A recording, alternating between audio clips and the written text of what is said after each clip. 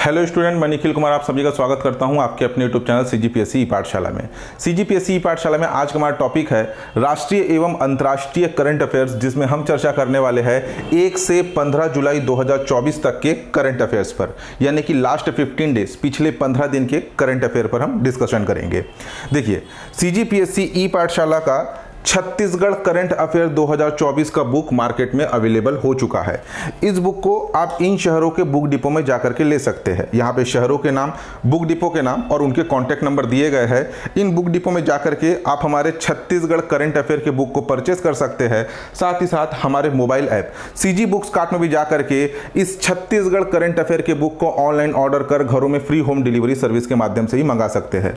CG books cart mobile app में आपको CGPSC ई पाठशाला के साथ साथ छत्तीसगढ़ के अन्य कोचिंग इंस्टीट्यूट, अन्य पब्लिकेशन के बुक अवेलेबल हो जाएंगे, जिसे आप घर बैठे ऑनलाइन ऑर्डर कर फ्री होम डिलीवरी सर्विस के माध्यम से मंगा सकते हैं। देखिए, ये बुक का डिस्ट्रीब्यूशन ऑलमोस्ट हमारा कंप्लीट हो चुका है। हमारे पास से जो है सभी डिस्ट्रीब्यूटर, सभी बुक डिपो के पास ये पुस्तक जा चुका है। ऑनलाइन ऑर्डर करने वालों के लिए भी लिमिटेड एडिशन हमारे पास स्टॉक में है, तो समय रहते इस बुक को परचेस कर लीजिएगा जिन्हें आवश्यकता है। ठीक, चलिए टॉपिक पे आते हैं, ध्यान दीजिएगा। अच्छा, एक अनाउंसमेंट और है आप लोगों के लिए। जो हमारा राष्ट्रीय अंतर्राष्ट्रीय करंट अफेयर का जो वीडियो सीरीज चल रहा है 15 डेज वाला, तो जब आपका वीडियो आएगा, यूट्यूब पर अपलोड होगा वीडियो, उसके साथ साथ आपको प्रैक्टिस करने के लिए वस्तुनिष्ठ क्वेश्चन भी हम प्रोवाइड करा रहे हैं, यानी कि MCQ question, multiple choice question. ये आपको अवेलेबल होगा हमारे मोबाइल ऐप में। छत्तीसगढ़ ई पाठशाला का जो हमारा मोबाइल ऐप है, उस मोबाइल ऐप में जा कर के आप इस टॉपिक से रिलेटेड वस्तुनिष्ठ प्रश्न को प्रैक्टिस भी कर सकते हैं। आपको साइड स्क्रीन पर जो है प्रोसेस पूरा शो हो जाएगा। जैसे ही आप हमारे छत्तीसगढ़ ई पाठशाला मोबाइल ऐप को ओपन करेंगे, उसके होम पेज पे जाएंगे, तो आपको लेफ्ट साइड में टॉप कॉर्नर पे, लेफ्ट साइड के टॉप कॉर्नर पे आपको 3 लाइंस मिलेंगे। उस 3 लाइंस पे क्लिक कीजिएगा। उसमें आपको ऑप्शन मिलेगा फ्री टेस्ट का। जैसे ही आप उस फ्री टेस्ट पर जाएंगे, तो आपको ये 1 से 15 जुलाई राष्ट्रीय अंतर्राष्ट्रीय समसामयिकी घटनाक्रम का वस्तुनिष्ठ प्रश्न आपको मिल जाएगा। वहां पर जाकर के आप इन टॉपिक से, जो टॉपिक हम कवर करने वाले हैं, इन टॉपिक से रिलेटेड क्वेश्चन को आप प्रैक्टिस कर सकते हैं। देखिए, मैं उसमें भर भर के 100 क्वेश्चन, 150 क्वेश्चन ऐसा उसमें आपको प्रोवाइड नहीं करा रहा हूं, जो एकदम मोस्ट इंपॉर्टेंट है। हो सकता है कि किसी आपके पिछले 15 दिन में 10 टॉपिक ही हमारे लिए इंपॉर्टेंट है, तो आपको टोटल 10 क्वेश्चन ही प्रोवाइड होंगे। 15 क्वेश्चन, 20 क्वेश्चन, मैक्सिमम 20 से 25 क्वेश्चन मैं आपको प्रोवाइड कराऊंगा। ठीक है, और उसमें जो है व्याख्यात्मक, उसका नीचे आपको आंसर भी मिल जाएगा। तो वहां पर जाकर के आप इन टॉपिक से रिलेटेड क्वेश्चन को प्रैक्टिस भी कर सकते हैं। ठीक है, देखिए, हमारा पहला टॉपिक है 33वां ग्रीष्मकालीन ओलंपिक 2024। 33वां ग्रीष्मकालीन ओलंपिक, जिसका मेजबानी कर रहा है फ्रांस। ठीक है, फ्रांस के पेरिस में 33वां ग्रीष्मकालीन ओलंपिक का आयोजन हो रहा है। यह आयोजन 26 जुलाई से 11 अगस्त 2024 के मध्य ये ओलंपिक गेम्स आयोजित होंगे। पहला इंपॉर्टेंट फैक्ट, ये जो ग्रीष्मकालीन ओलंपिक है, ये इसका कौन सा संस्करण है? 33वां संस्करण है। 33वां ग्रीष्मकालीन ओलंपिक गेम्स का आयोजन कहां हो रहा है? पेरिस, फ्रांस में इसका आयोजन हो रहा है। आयोजन कब से कब तक इसका आयोजन किया जाएगा? 26 जुलाई से 11 अगस्त 2024 तक ये ओलंपिक गेम्स आयोजित होंगे। ठीक है, इस बार जो आपके जो 33वां ग्रीष्मकालीन ओलंपिक या जो पेरिस ओलंपिक गेम्स है, इसका थीम है लेट्स मूव एंड सेलिब्रेट। ठीक है, हिंदी में चलो चले और जश्न मनाए, इसका हिंदी ट्रांसलेशन। ठीक है, लेट्स मूव एंड सेलिब्रेट, ये आपके ओलंपिक गेम का थीम यानी कि विषय है।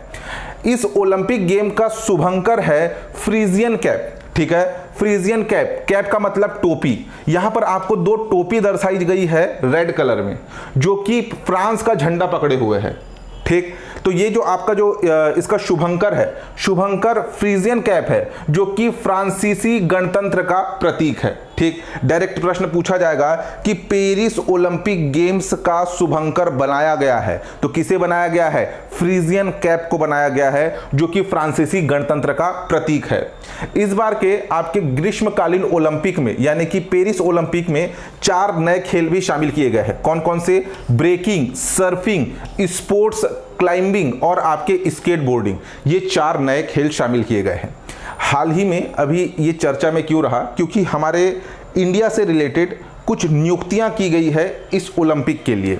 सबसे पहले आपके इस 33वें ग्रीष्मकालीन ओलंपिक या पेरिस ओलंपिक गेमों खेल में हमारे भारतीय टीम का नेतृत्व करेंगे नीरज चोपड़ा। नीरज चोपड़ा जो कि पिछले टोक्यो ओलंपिक के गोल्ड मेडलिस्ट थे, ठीक है। पिछला जो आपका टोक्यो ओलंपिक हुआ था उसके स्टार प्लेयर थे, उसमें उन्होंने गोल्ड मेडल जीता था। ये जेवेलियन थ्रो, भाला फेंक खेल से संबंधित है, ठीक है। नीरज चोपड़ा जो कि भारतीय टीम का नेतृत्व करेंगे। इस आपके पेरिस ओलंपिक गेम्स के लिए सेफ डी मिशन नियुक्त किया गया है गगन नारंग को। गगन नारंग जो कि निशानेबाज है, ठीक है, जो कि निशानेबाज है। और ध्वजवाहक नियुक्त किए गए हैं आपके Sharath Kamal table tennis player और पीवी सिंधु बैडमिंटन प्लेयर को, ठीक। ये सेफ डी कमीशन ये है क्या, इसको थोड़ा ध्यान देना। देखिए सेफ डी कमीशन नीचे तरफ, फ्रेंच में सेफ डी कमीशन का अर्थ होता है मिशन का प्रमुख। अंतर्राष्ट्रीय बहुविषयक खेल आयोजन में भाग लेने वाले किसी भी राष्ट्रीय दल के लिए सेफ डी कमीशन एक महत्वपूर्ण प्रशासनिक पद है। ये जो वर्ड है ना सेफ डी कमीशन, ये क्या है, फ्रेंच वर्ड है जिसका मतलब होता है मिशन का प्रमुख, ठीक। ये जो है आपके सेफ डी कमीशन एक महत्वपूर्ण प्रशासनिक पद होता है। तो प्रश्न पूछा जाएगा पेरिस ओलंपिक में भारतीय टीम का नेतृत्व कौन करेंगे, वो है नीरज चोपड़ा। नीरज चोपड़ा का संबंध जेवेलियन थ्रो, भाला फेंक से है। सेफ डी मिशन किसे नियुक्त किया गया है, गगन नारंग, जिनका संबंध निशानेबाज से है। और ध्वजवाहक यानी कि भारतीय झंडा लेकर के जो चलेंगे, ध्वजवाहक नियुक्त किए गए हैं table tennis player Sharath Kamal और आपके बैडमिंटन प्लेयर पीवी सिंधु को, ठीक। ये जो पेरिस है, पेरिस में ये तीसरी बार ग्रीष्मकालीन ओलंपिक गेम्स का आयोजन हो रहा है। इससे पहले वर्ष 1900 में और 1924 के बाद अभी तीसरी बार पेरिस में जो है ओलंपिक गेम्स की पेरिस ओलंपिक गेम्स की मेजबानी कर रहा है। सबसे इंपॉर्टेंट फैक्ट, भारतीय ओलंपिक संघ के वर्तमान अध्यक्ष कौन है पूछा जाए तो वो है आपकी पीटी ऊषा, ठीक है। पीटी ऊषा जो है ये वर्तमान में हमारे भारतीय ओलंपिक संघ की अध्यक्ष है। पेरिस ओलंपिक इंपॉर्टेंट है। पीएससी और व्यापम में अगर किसी आपके एग्जाम में खेल टॉपिक है या राष्ट्रीय अंतर्राष्ट्रीय समसामयिकी घटनाक्रम है तो उसमें ओलंपिक गेम्स से क्वेश्चन पूछे जाने की संभावना रहती है। तो कहाँ आयोजित हो रहा है, कब से कब तक आयोजित हो रहा है, भारतीय दल का नेतृत्व कौन कर रहा है, सेफ डी मिशन कौन नियुक्त है, ध्वजवाहक किसे नियुक्त किया गया है, ठीक, इसका शुभंकर क्या है, ये सारे फैक्ट को कवर कीजिएगा। नेक्स्ट देखिए, रूस का सर्वोच्च नागरिक सम्मान Order of the Saint Andrew the Apostle ये प्रदान किया गया है भारत के प्रधानमंत्री नरेंद्र मोदी जी को। पीएम नरेंद्र मोदी जो कि 9 जुलाई को 22वें भारत रूस वार्षिक सम्मेलन में शामिल हुए, ठीक है। मॉस्को में यानी कि रूस के मॉस्को में पीएम नरेंद्र मोदी को रूस का सर्वोच्च नागरिक सम्मान Order of the Saint Andrew the Apostle से नवाजा गया।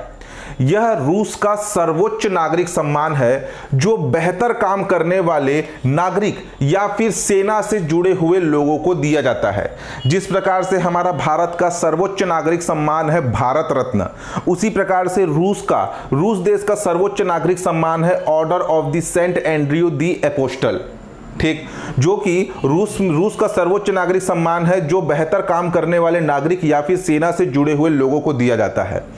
पीएम नरेंद्र मोदी को अब तक 16 देशों का सर्वोच्च नागरिक सम्मान मिल चुका है, ठीक है। जब से वे भारत के प्रधानमंत्री बने हैं तब से लेकर के अब तक उन्हें 16 देशों के सर्वोच्च नागरिक सम्मान से नवाजा जा चुका है।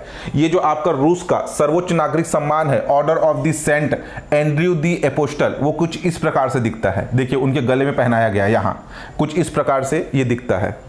हमारे भारत का सर्वोच्च नागरिक सम्मान है भारत रत्न, ठीक है। हम भी जो है भारत रत्न विदेशी नागरिकों को भी हम प्रदान करते हैं। वैसे ही रूस देश जो है इस साल आपके 2024 में Order of the Saint Andrew the Apostle ये इससे नवाजे हैं हमारे भारत के प्रधानमंत्री नरेंद्र मोदी जी, ठीक। इंपॉर्टेंट है, ये पुरस्कार का नाम याद रखना। अब प्रश्न क्या पूछेगा वो भी ध्यान देना। निम्नलिखित में से देखिए भारत के प्रधानमंत्री नरेंद्र मोदी जी को विदेशों में सर्वोच्च नागरिक सम्मान से नवाजा गया। निम्नलिखित में से कौन से एक सम्मान से वे सम्मानित नहीं हुए हैं, या निम्नलिखित में से किस देश के सर्वोच्च नागरिक सम्मान से उन्हें सम्मानित नहीं किया गया है। यहां पर पूरा लिस्ट दिया है। कम से कम 2024 और 2023 के लिस्ट को याद रखना। जैसे कि Order of the Saint Andrew the Apostle, ये रूस का सर्वोच्च नागरिक सम्मान अभी 2024 में प्रदान किया गया। आपके Grand Cross of the Order of the Honour, ये ग्रीस का सर्वोच्च नागरिक सम्मान है, 2023 में प्रदान किया गया था। Grand Cross of the Legion of the Honour, ये फ्रांस का सर्वोच्च नागरिक सम्मान है, 2023 में इन्हें प्रदान किया गया था। ऑर्डर ऑफ द नाइल, ये मिस्र का सर्वोच्च नागरिक सम्मान है, ये भी 2023 में उन्हें प्रदान किया गया था। और companion of the Order of Fiji, ये फिजी देश के द्वारा इन्हें सर्वोच्च नागरिक सम्मान प्रदान किया गया। वैसे ही अगर हम अन्य सूची देखें तो यहाँ पर अलग अलग देशों के सर्वोच्च नागरिक सम्मानों का नाम दिया गया है, जिससे भारत के प्रधानमंत्री नरेंद्र मोदी जी को सम्मानित किया गया। आप चाहे तो वीडियो को पॉज करके इसको पूरा रीड कर सकते हैं, तो ये एक नज़र में इसे याद रखिएगा। अभी सबसे लेटेस्ट उन्हें सर्वोच्च नागरिक सम्मान रूस देश के द्वारा प्रदान किया गया। ठीक, नेक्स्ट है संविधान हत्या दिवस घोषित। अभी हाल ही में केंद्र सरकार के द्वारा संविधान हत्या दिवस घोषित किया गया है 25 जून को। संविधान हत्या दिवस जो कि इमरजेंसी से संबंधित है। भारत में जब आपातकाल की घोषणा की गई थी पूर्व प्रधानमंत्री इंदिरा गांधी जी के द्वारा, तो उस आपके आपातकाल को संविधान हत्या दिवस घोषित किया गया है। देखिए, केंद्र सरकार ने गजट में नोटिफिकेशन जारी कर हर साल 25 जून यानी कि इमरजेंसी की तारीख को संविधान हत्या दिवस घोषित किया है। यह दिन उन लोगों के विराट योगदान का स्मरण कराएगा जिन्होंने 1975 के आपातकाल में अमानवीय दर्द को झेला था। ठीक, ध्यान दीजिएगा, 25 जून 1975 ये डेट आपको याद रखना है ईयर के साथ। 25 जून को तो भारत सरकार जो है हर साल संविधान हत्या दिवस मनाएगी, लेकिन इमरजेंसी कब लगा था हमारे देश में? 25 जून 1975। ईयर के साथ ये डेट को याद रखना। 25 जून 1975 को देश में 21 महीने के लिए, देश में जो है 21 महीने के लिए इमरजेंसी लगाया गया था। तत्कालीन पीएम इंदिरा गांधी के कहने पर राष्ट्रपति फखरुद्दीन अली अहमद ने इमरजेंसी के आदेश पर दस्तखत किए थे। इसके बाद इंदिरा गांधी ने रेडियो से आपातकाल का ऐलान किया था। प्रश्न पूछा जाएगा, ठीक है। देखिए, संविधान हत्या दिवस प्रतिवर्ष किस दिन मनाए जाने की घोषणा की गई है? तो 25 जून। भारत में आपका इमरजेंसी कब लगाया गया था? 21 महीने का, तो 25 जून 1975 को। जब 25 जून 1975 को जब भारत में 21 महीनों का इमरजेंसी लगाया गया, तो उस समय भारत की तत्कालीन प्रधानमंत्री कौन थे? तो इंदिरा गांधी जी। 25 जून 1975 को जब भारत में 21 महीनों का इमरजेंसी लगाया गया, तब भारत के तत्कालीन राष्ट्रपति कौन थे? तो वो थे फखरुद्दीन अली अहमद। इतने सारे फैक्ट आपके लिए इंपॉर्टेंट है। केवल 25 जून संविधान हत्या दिवस ये रटते मत रहना, उससे रिलेटेड अन्य फैक्ट भी, थोड़ा सा एक बैकग्राउंड पृष्ठभूमि भी याद करते हुए चलना। ठीक, नेक्स्ट देखिए, नेक्स्ट है विंबलडन टेनिस चैंपियनशिप। ये इंपॉर्टेंट है। विंबलडन टेनिस चैंपियनशिप स्पेन के कार्लोस अलकराज और चेक गणराज्य की बारबोरा क्रेजिसिकोवा ने 2024 विंबलडन टेनिस चैंपियनशिप में क्रमशः पुरुष और महिला एकल खिताब जीता। ठीक है, विंबलडन क्या है? एक टेनिस चैंपियनशिप है जिसमें पुरुष वर्ग का एकल खिताब ये जीता है स्पेन के कार्लोस अलकराज ने। ठीक, इनका नाम याद रखिएगा। जनरली जो है ये जो ग्रैंड स्लैम आपके जो टेनिस प्रतियोगिताएं होती है उसके चैंपियनशिप में कुछ स्टार प्लेयर है, जैसे कि नोवाक जोकोविच, रोजर फेडरर, ये सब क्या है? स्टार प्लेयर है। जनरली इनके नाम आपको हमेशा न्यूज़ में मिलेंगे। लेकिन अभी जो है इस साल विंबलडन 2024 का जो पुरुष वर्ग का खिताब जीता है वो जीता है स्पेन के, यहाँ पे नाम याद रखना देश का, स्पेन के कार्लोस अलकराज ने। ठीक है, अगर महिला वर्ग में खिताब किसने जीता है पूछा जाए तो चेक गणराज्य देश के बारबोरा क्रेजिसिकोवा ने आपके 2024 का विंबलडन खिताब जीता। अच्छा, यहाँ पे जो स्क्रीन पर लिखा हुआ है वो आपको स्पष्ट रूप से नजर आ रहा है कि नहीं? एक बार नीचे कमेंट करके बता दीजिएगा, क्योंकि इस बार मैंने अक्षर के साइज को थोड़ा छोटा किया है। ठीक है, जनरली जो अक्षर के साइज मैं यूज़ करता हूं उससे थोड़ा सा मैंने यहाँ पे वर्ड को, उनका जो फॉन्ट साइज है उसको छोटा किया है। तो अगर नहीं दिख रहा होगा नीचे कमेंट करके बताइएगा। अगले बार से जो पिछला जो हम सेम फॉन्ट साइज यूज़ करते हैं वो यूज़ कर लेंगे, या तो अगर इसमें भी स्पष्ट रूप से नज़र आ रहा है तो इसे ही कंटिन्यू रखेंगे। ठीक, देखिए, यह कार्लोस अलग राज्य के लिए लगातार दूसरा विंबलडन एकल खिताब है और बारबोरा क्रेजिसिकोवा के यह पहला विंबलडन खिताब है। ठीक है, यानी कि महिला वर्ग में जो बारबोरा ने जो ये खिताब जीता, ये इनका पहला बार है। और जो कार्लोस अलकराज ने ये जो विंबलडन खिताब जीता, यह उनका दूसरा बार है। पिछले बार 2023 में और इस बार 2024 में इन्होंने लगातार दूसरी बार विंबलडन टेनिस चैंपियनशिप जीता है। यह अलकराज के लिए चौथा ग्रैंड स्लैम एकल खिताब होगा। देखिए, ग्रैंड स्लैम टेनिस प्रतियोगिता जो है, इसके टोटल 4 फॉर्मेट होते हैं, जैसे कि आपका French open, Australian open, Wimbledon. ठीक है, ये अलग अलग कैटेगरी है। तो ये जो है, ये सभी को कहा जाता है मिला करके ग्रैंड स्लैम।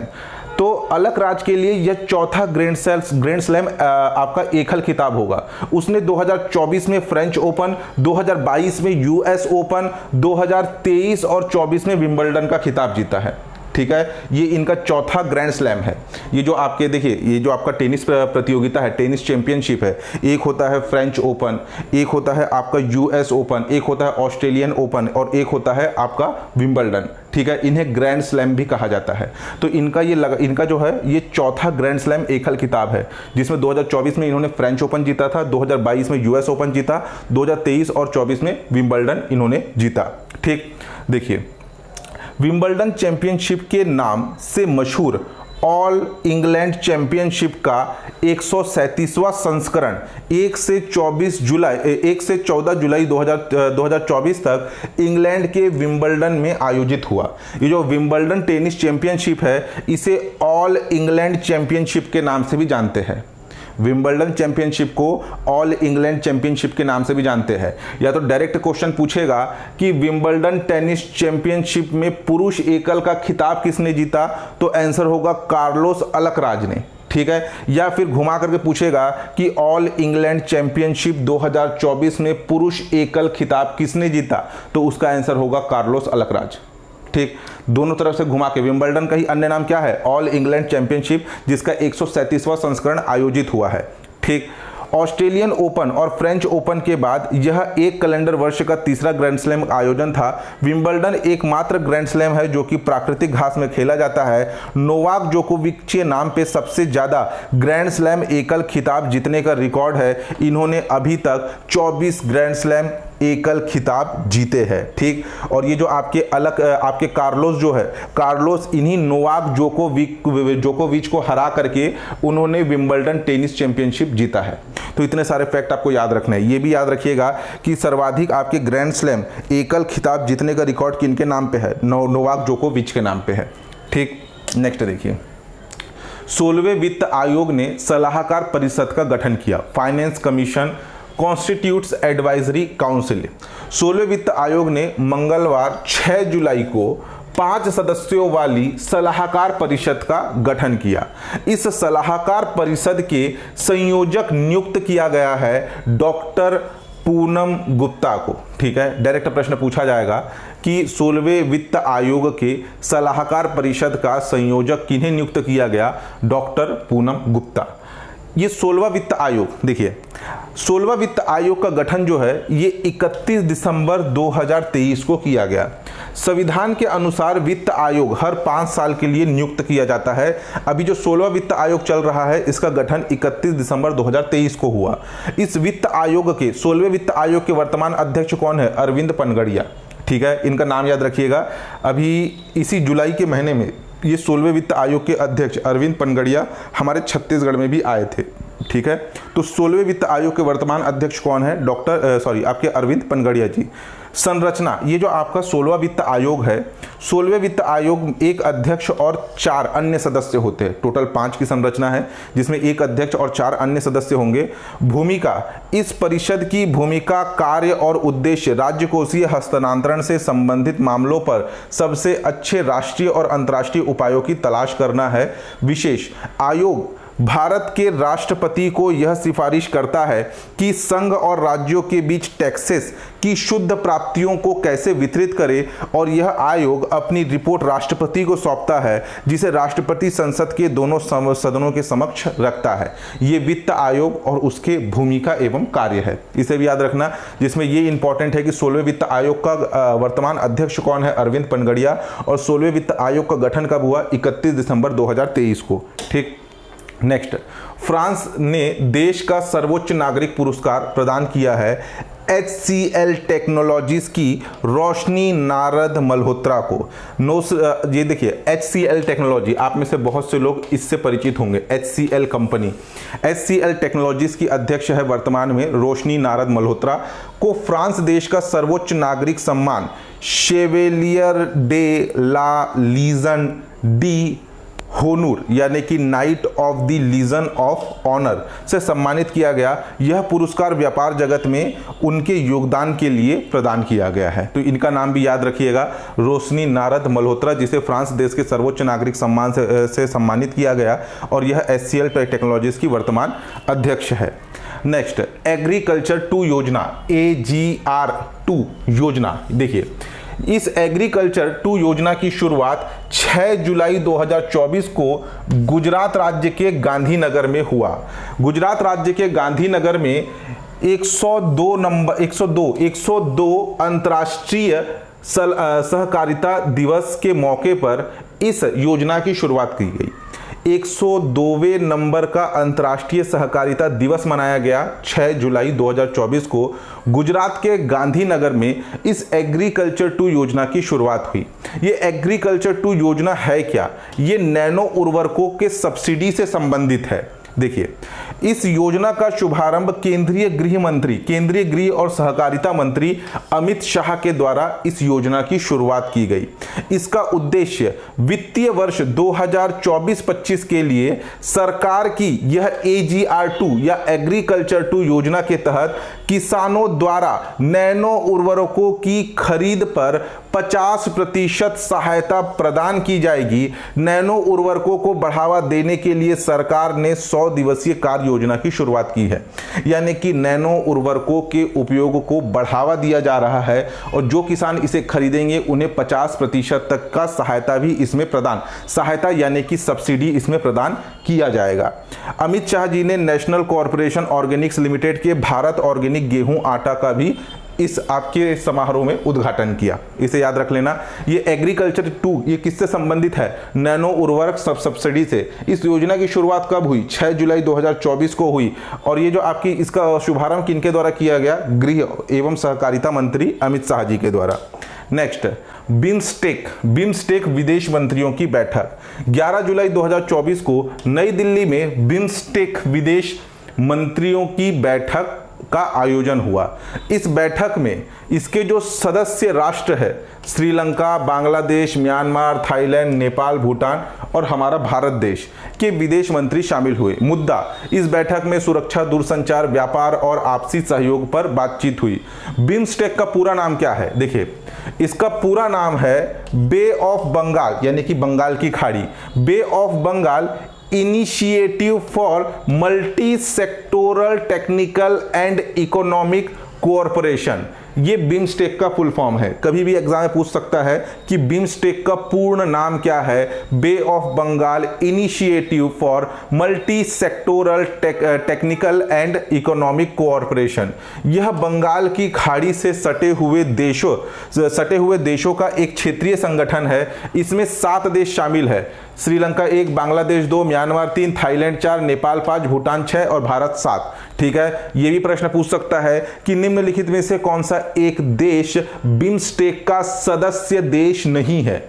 ठीक है, देखिए इसमें जो है Pakistan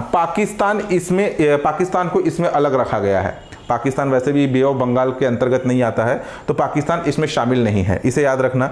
BIMSTEC, Bay of Bengal initiative for multi Sectoral Technology and Economic Corporation, इसकी स्थापना वर्ष 1997 6 जून 1997 को इसकी स्थापना हुई। इसका मुख्यालय मौजूद है बांग्लादेश के ढाका में।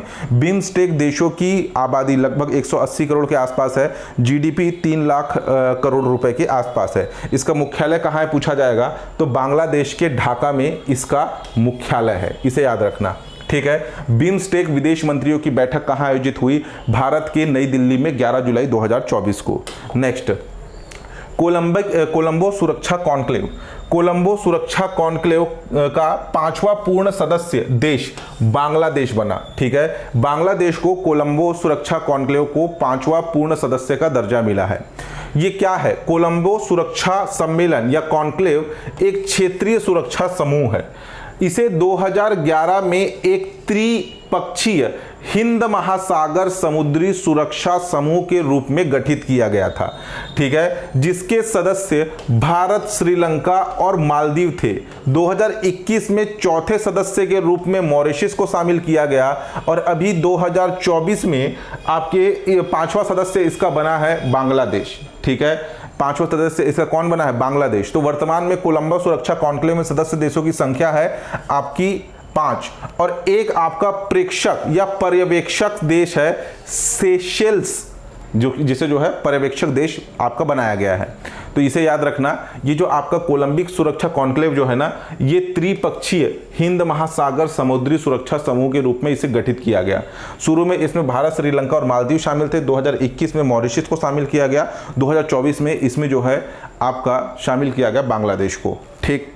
नेक्स्ट देखिए, दुनिया की पहली CNG bike launch, Bajaj automobile, ठीक है। बजाज कंपनी से आप सभी परिचित होंगे। ऑटोमोबाइल सेक्टर में बहुत सारी कंपनियां हैं, हीरो की कंपनी, होंडा की कंपनी, टीवीएस कंपनी, ठीक है। वैसे ही है आपकी बजाज। तो बजाज ऑटो ने सीएनजी का full form compressed natural gas, CNG से चलने वाली दुनिया की पहली मोटरसाइकिल बजाज फ्रीडम 125 लॉन्च किया है। ध्यान दीजिएगा, ये दुनिया की पहली सीएनजी से चलने वाली मोटरसाइकिल है, ठीक। ये बाइक सीएनजी और पेट्रोल दोनों पर चलेगी। इसमें 2 लीटर का पेट्रोल टैंक है और 2 केजी का सीएनजी टैंक है। कंपनी का दावा है कि दोनों फ्यूल को मिला करके कंपनी 330 किलोमीटर चलेगी, यानी कि इसका एवरेज क्या होगा, 330 किलोमीटर। सीएनजी से अब तक जो है 4 व्हीलर गाड़ियां चलती थी, ठीक है। जो कार है, कार में सीएनजी का ऑप्शन आता है। अभी आपके ईवी, इलेक्ट्रॉनिक व्हीकल, बैटरी से चलने वाली बाइक्स का क्रेज है। उस बीच में दुनिया का पहला सीएनजी से चलने वाला बाइक लॉन्च किया गया है बजाज कंपनी के द्वारा और इसे नाम दिया गया बजाज फ्रीडम 125। इंपॉर्टेंट है, देखिए ये किसी कंपनी का प्रमोशन नहीं है, लेकिन ये क्या है, दुनिया का पहला मोटरसाइकिल है जो सीएनजी से चलता है।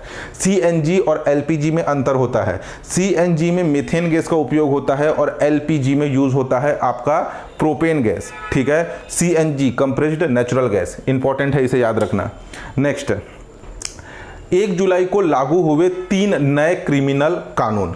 अब देखिए यहां पर जो आपको डेट बताऊंगा उस डेट पर मेन फोकस करना और साथ ही साथ आपके जो नाम परिवर्तन हुए हैं आपके क्रिमिनल कानून के और उसमें कुल कितनी धाराएं शामिल है वो भी आप लोगों के लिए इंपॉर्टेंट है। देखिए 1 जुलाई 2024 से 3 नए क्रिमिनल कानूनों को लागू किया गया।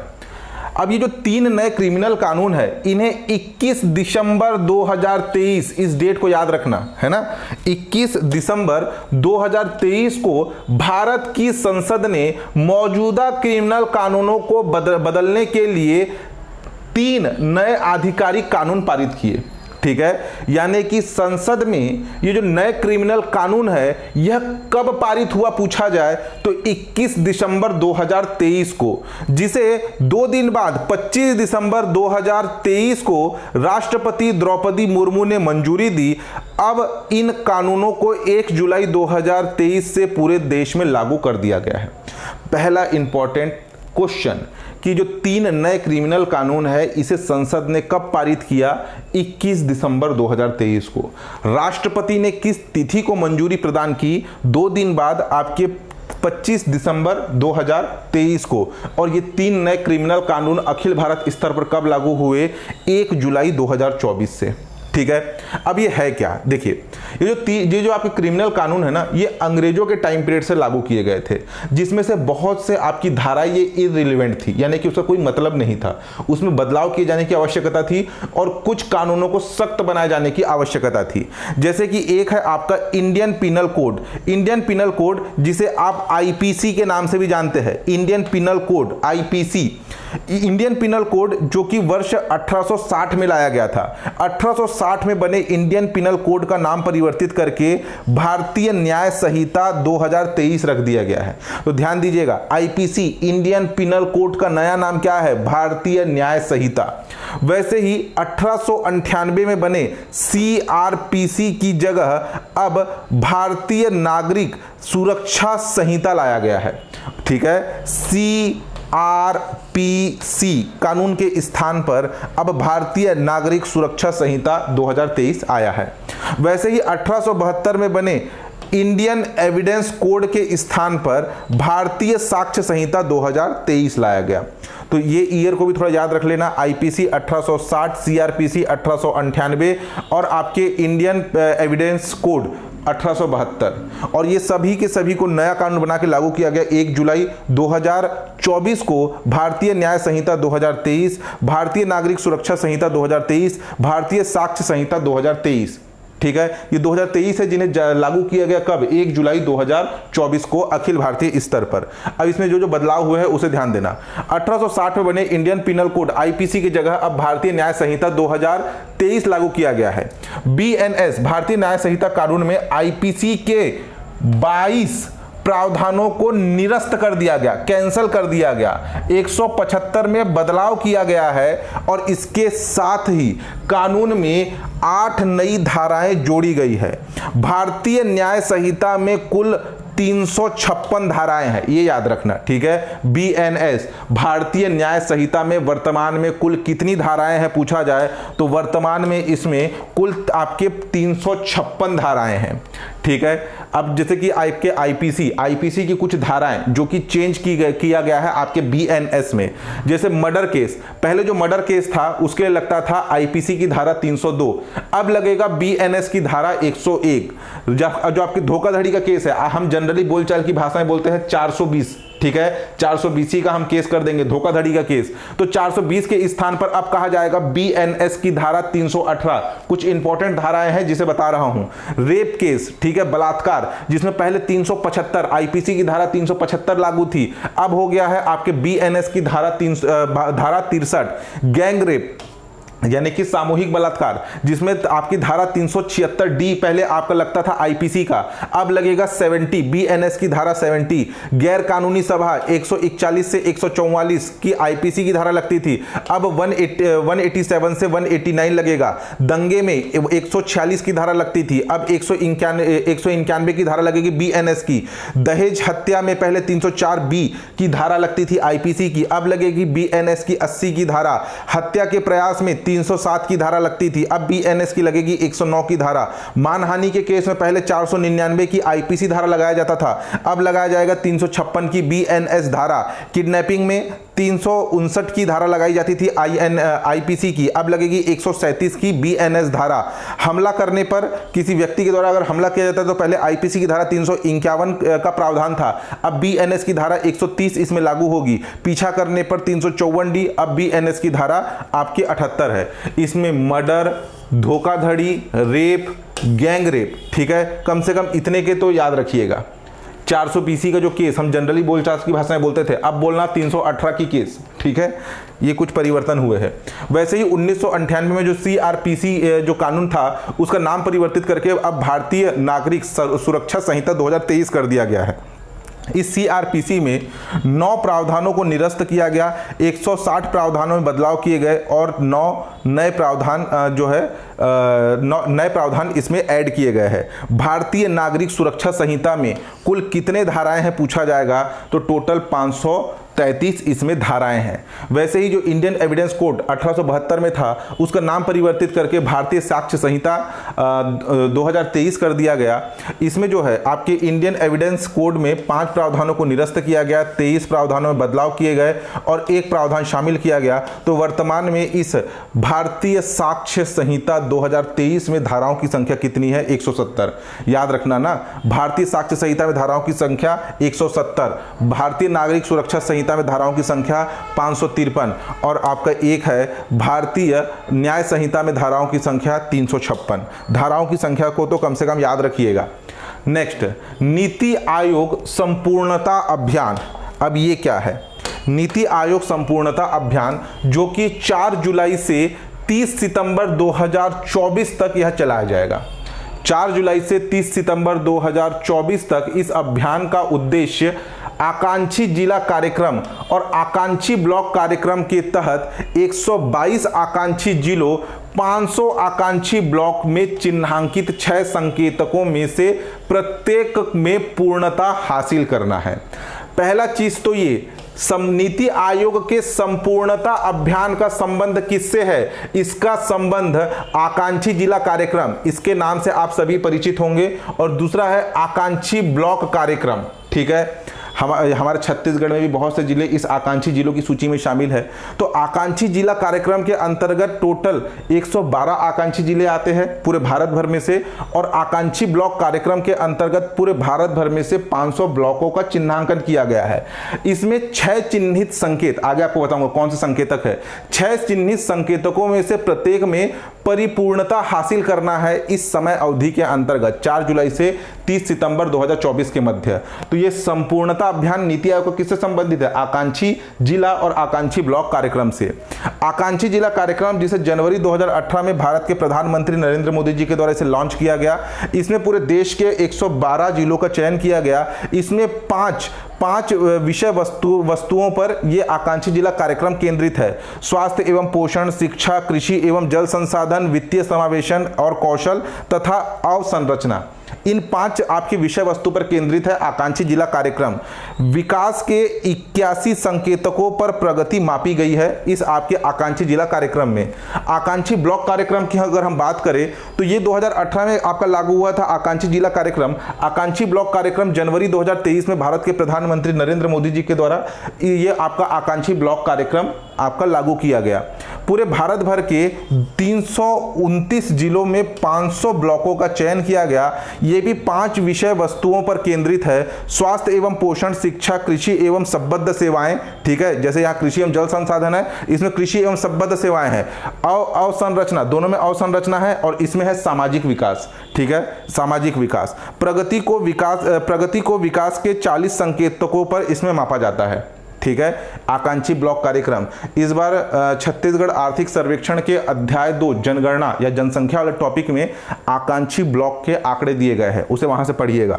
ठीक, अब देखिए जो से बात किया जा रहा है कि 6 संकेतकों में से प्रत्येक में परिपूर्णता हासिल करना। तो ये 6 संकेतक कौन कौन से हैं? देखिए, इससे क्वेश्चन पूछे जाने की संभावना तो वैसे कम है, लेकिन अगर कथन आधारित प्रश्न पूछा गया तो फिर हर एक लाइन का जो है सेपरेट कथन बना सकता है। आपके लिए इंपॉर्टेंट ये है आकांक्षी ब्लॉक कार्यक्रम कब लागू किया गया, आकांक्षी जिला कार्यक्रम कब लागू किया गया, और नीति आयोग का संपूर्णता अभियान क्या है।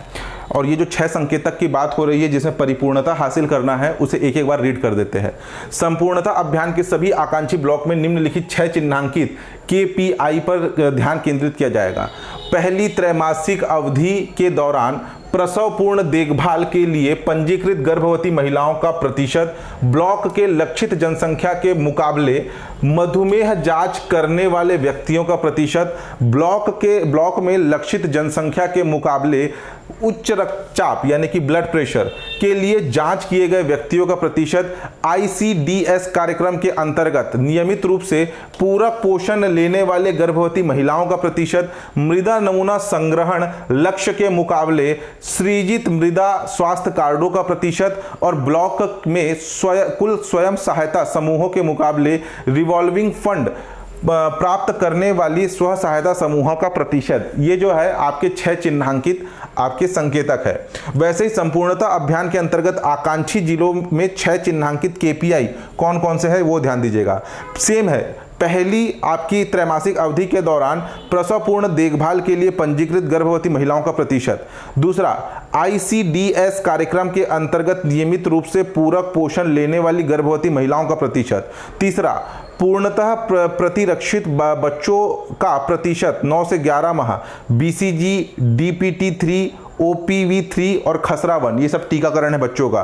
वितरित मृदा सुरक्षा कार्डों की संख्या, माध्यमिक स्तर पर कार्यात्मक विद्युत सुविधा वाले विद्यालयों का प्रतिशत, शैक्षणिक सत्र शुरू होने के 1 महीने के भीतर बच्चों को पाठ्य पुस्तकें उपलब्ध कराने वाले स्कूलों का प्रतिशत। ये 6 संकेतकों को एक नज़र में याद रखिएगा। लेकिन इतना याद रखना कि संपूर्णता अभियान जो है ये नीति आयोग के द्वारा लॉन्च किया गया और इसका संबंध आकांक्षी जिला कार्यक्रम और आकांक्षी ब्लॉक कार्यक्रम से है, जिसमें आपके आकांक्षी जिला कार्यक्रम और आकांक्षी ब्लॉक कार्यक्रम के 6 संकेतकों में परिपूर्णता लाना है। कब से कब तक? 4 जुलाई से लेकर के 30 सितंबर 2024 के मध्य। नेक्स्ट, अब देखिए, अब कुछ मिसलेनियस फैक्ट है, उसको एक एक करके फटाफट रीड करते हैं। सबसे पहले, भारतीय क्रिकेट टीम की मुख्य कोच किन्हें बनाया गया है? गौतम गंभीर को। ठीक है, अभी जो है आपके मुख्य कोच से रिटायर हुए हैं आपके राहुल द्रविड़। उनके बाद अगला जो भारतीय क्रिकेट टीम के मुख्य कोच बनाए गए हैं गौतम गंभीर। झारखंड के वर्तमान मुख्यमंत्री कौन है पूछा जाए तो वो है हेमंत सोरेन। हेमंत सोरेन जिन्हें ये जो है आपके जेल में थे, जेल से इन्हें बेल मिली, उसके बाद वापस आकर के झारखंड के तीसरी बार मुख्यमंत्री बने हैं। तो वर्तमान में झारखंड के मुख्यमंत्री कौन है पूछा जाए तो हेमंत सोरेन। राष्ट्रीय क्षय रोग उन्मूलन कार्यक्रम NTEP के प्रमुख सलाहकार किन्हें नियुक्त किया गया है? डॉक्टर सौम्या स्वामीनाथन को। डॉक्टर सौम्या स्वामीनाथन जो कि S स्वामीनाथन की पुत्री है। S स्वामीनाथन जो कि भारत में हरित क्रांति के जनक थे। उसके बाद नेक्स्ट है आपके state bank of India SBI के चेयरमैन। SBI जो कि हमारे यहाँ पब्लिक सेक्टर का एक सबसे बड़ा बैंक है। ठीक है, तो ये इंपॉर्टेंट है हमारे लिए कि स्टेट बैंक के चेयरमैन वर्तमान में किन्हें नियुक्त किया गया है तो वो है चल्ला श्रीनिवासुलु सेठी जो है ये SBI के वर्तमान चेयरमैन है। केंद्रीय प्रत्यक्ष कर बोर्ड CBDT के चेयरमैन किन्हें नियुक्त किया गया है? रवि अग्रवाल को। नेपाल के प्रधानमंत्री चौथी बार जो है नेपाल के प्रधानमंत्री बने हैं आपके KP शर्मा ओली। खड्ग प्रसाद शर्मा ओली इनका पूर्ण नाम है। ईरान के नए राष्ट्रपति ये बने हैं आपके मसूद पजश्कियान। ठीक है, इसके जो पूर्व आपके राष्ट्रपति थे ईरान के जिनका नाम था इब्राहिम रईसी, इनका हेलीकॉप्टर दुर्घटना में निधन हो गया था इसी साल, इसीलिए ईरान के नए राष्ट्रपति इंपॉर्टेंट है। इंटरनेशनल लेवल का न्यूज़ बना था जब इनका, देखिए किसी देश के राष्ट्रपति का हेलीकॉप्टर क्रैश होना और उसमें उनकी मृत्यु होनी एक बहुत बड़ा विषय था। तो ईरान के नए राष्ट्रपति कौन है पूछा जाएगा तो मसूद पजश्कियान ये जो है आपके नए राष्ट्रपति है।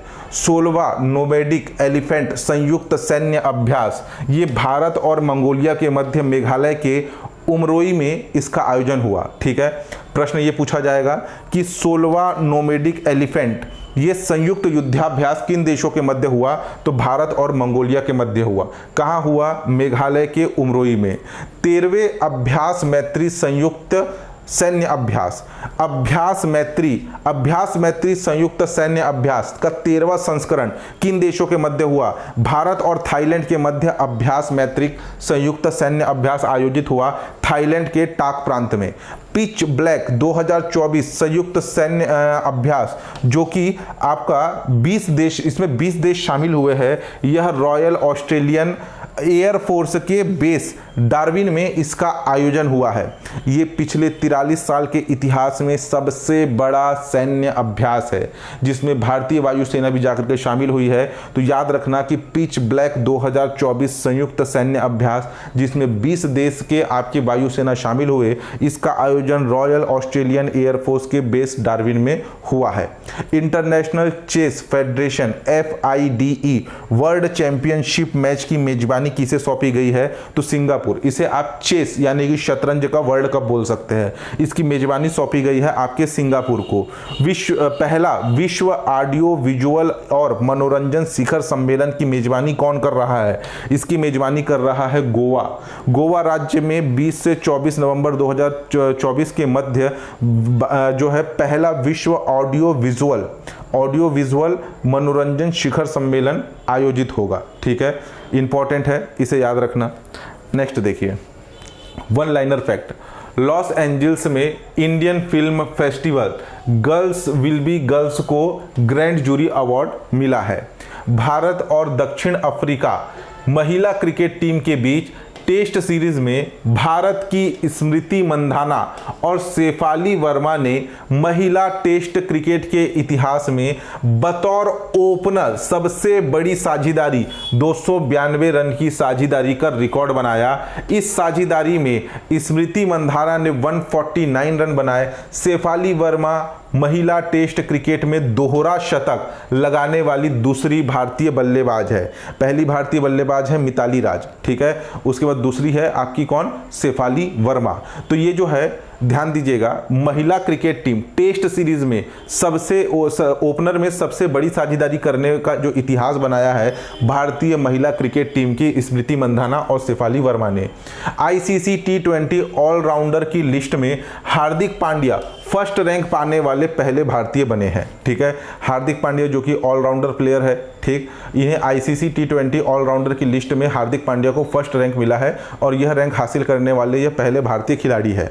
डॉक्टर उषा ठाकुर को हिंदी साहित्य के विकास के लिए उनके महत्वपूर्ण योगदान के लिए 12वें विश्व हिंदी सम्मान से नवाजा गया। प्रोफेशनल रेसलर जॉन सीना ने वर्ल्ड रेसलिंग एंटरटेनमेंट WWE से संन्यास लेने की घोषणा की है। वे 16 बार WWE वर्ल्ड कप चैंपियन है, जो कि एक रिकॉर्ड है।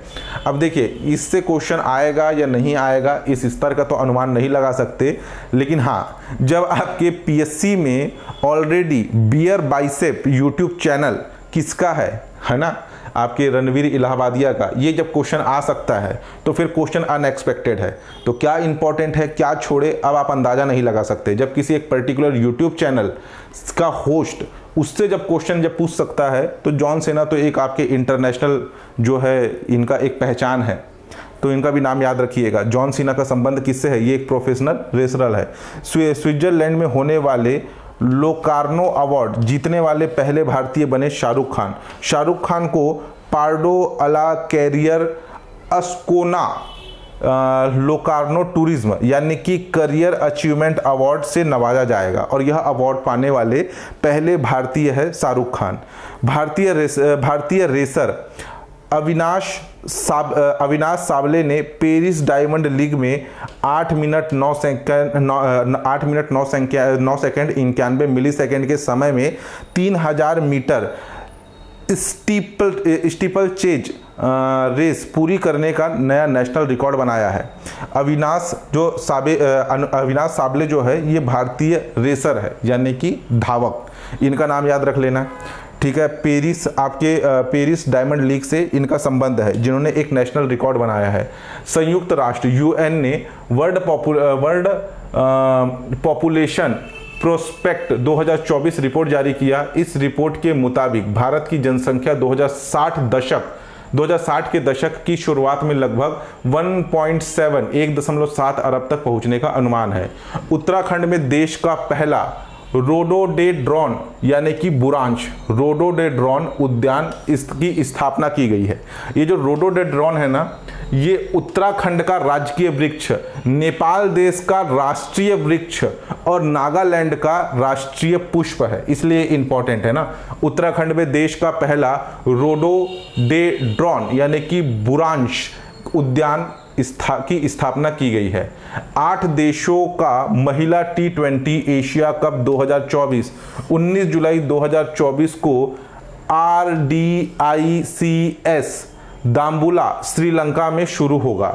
इस टूर्नामेंट में श्रीलंका, भारत, पाकिस्तान, बांग्लादेश, यूएई, नेपाल, मलेशिया और थाईलैंड प्रतिस्पर्धा करेंगे। ठीक है, T20 एशिया कप की बात हो रही है। UEFA यूरोपीय फुटबॉल चैंपियनशिप, जिसे यूरो कप के नाम से भी जाना जाता है, बर्लिन के ओलंपिया स्टेडियम में खेले गए फाइनल में स्पेन ने इंग्लैंड को 2-1 से हरा करके अपनी चौथी यूरोप कप जीता। तो प्रश्न पूछा जाएगा कि यूरोपीय फुटबॉल चैंपियनशिप या यूरो कप किनके द्वारा जीता गया? स्पेन देश के द्वारा जीता गया। तो ये था आपका 1 से 15 जुलाई 2024 तक का राष्ट्रीय एवं अंतर्राष्ट्रीय करंट अफेयर। ठीक है, बाकी इसके क्वेश्चन अगर आपको प्रैक्टिस करने हैं तो आप जाकर के हमारे छत्तीसगढ़ ई पाठशाला मोबाइल ऐप के फ्री टेस्ट में जाकर के इसके क्वेश्चन को अटेम्प्ट कर सकते हैं। ठीक है, चलिए।